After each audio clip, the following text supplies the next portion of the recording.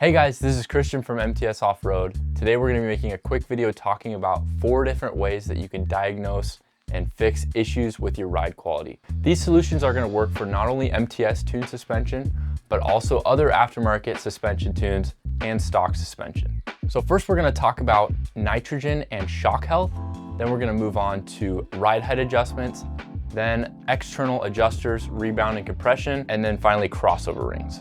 So whenever you're trying to diagnose issues with your shock tune or your ride quality, the first thing you always want to check is your shock health. There's all sorts of issues that can happen with your shocks.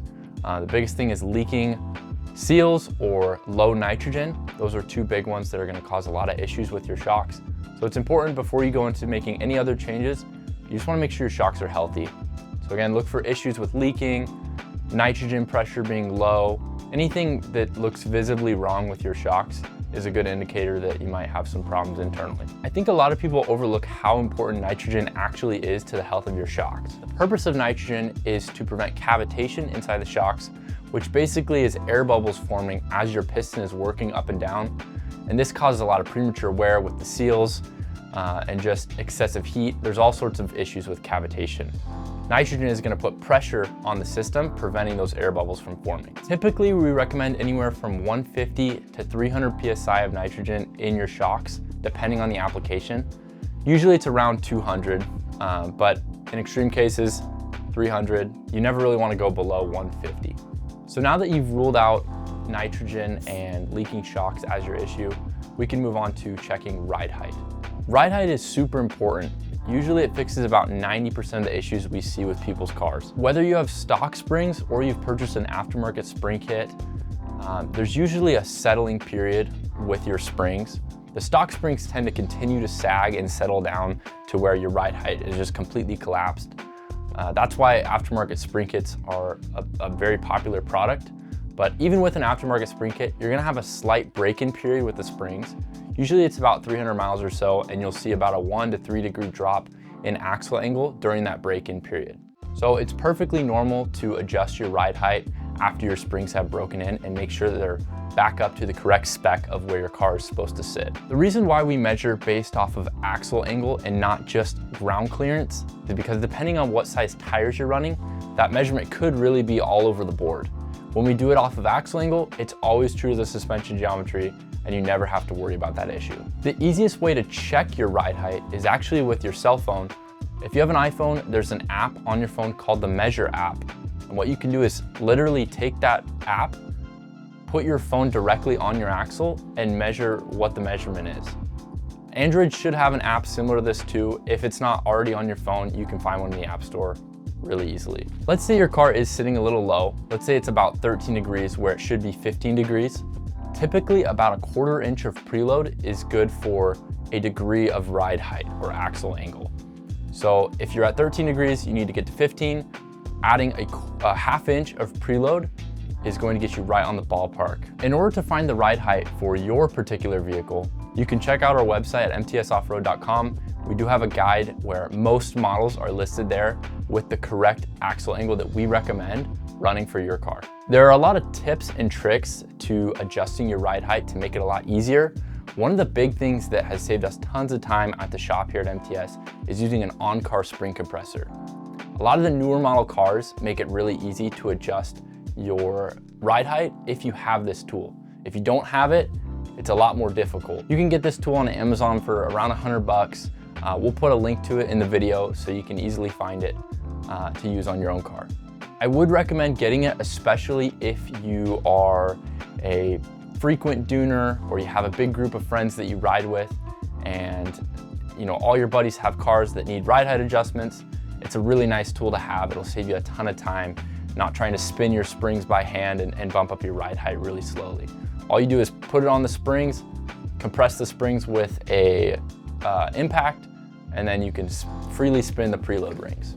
Now, if you don't have that tool, you can of course do it the old-fashioned way with a spanner wrench or just twisting it by hand. It is a lot more difficult and you will need to jack up the car as much as you can to take as much tension off of the springs as you can. In most circumstances, it's really difficult to do it this way, and it takes a long time and a lot of patience. You may even find it easier to completely remove the shock from the car to adjust ride height. Another thing to keep in mind when checking ride height is if you have a dynamics car or any type of smart shocks, electronic live valve adjusters on your car, you always want to set those to the most comfortable or the softest settings when checking ride height. Those adjusters can lock up super tight and then your car won't settle all the way. So you always want to make sure you set your settings all the way soft, then drive the car back and forth, really get it to settle down, and then check your ride height. So now that you've ruled out ride height is not your issue, we can move on to checking your compression and rebound adjusters on your car.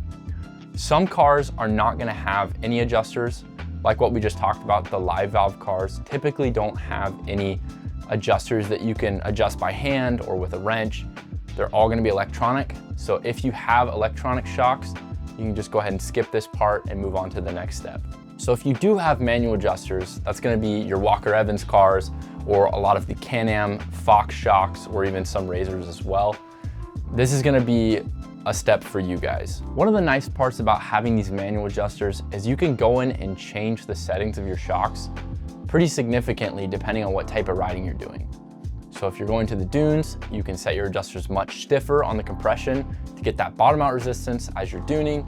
Or if you're going trail riding in the desert and you want a really plush, comfortable ride with low chatter, you can loosen those adjusters up and really get the best of both worlds. Generally speaking, when we talk about setting up your adjusters, we like to tell customers to set your adjusters all the way soft. It'll give you a good baseline.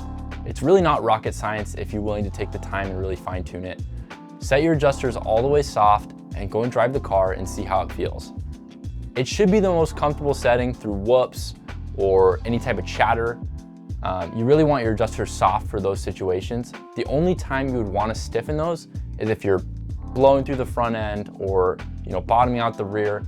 That's really the only time you want to stiffen those compression adjusters. So just keep that in mind. If you're looking for a comfortable ride, soften those adjusters. If you're looking for a stiff ride and more bottom out resistance, more performance, higher speed stuff, you're gonna want to stiffen those adjusters up. So let's say you have set your adjusters to the all the way stiff position and you still feel like the car is too soft. That kind of leads us into our next step of adjustments that you can make.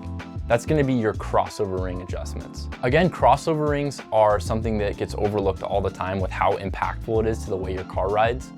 Basically, the way that your dual rate spring kit works is you have two springs working together, a tender spring and a main spring, separated by a spring divider, and then you have a crossover ring that sits on your shock body. As both springs compress, your spring divider is going to slide up your shock body until it engages on that crossover ring.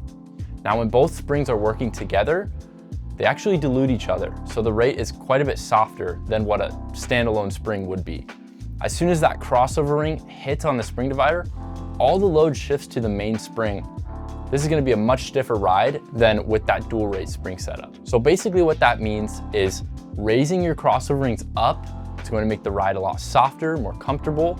Lowering your crossover rings down is going to make the ride much stiffer and more bottom out resistance. Typically when adjusting crossover rings, I like to recommend 1/2 inch increments to make sure that you have enough of a change that you'll feel the difference, or not too much change that it'll completely transform the way your car feels. The one thing you have to look out for when adjusting your crossover rings is if you go too far up, you can get coil bind.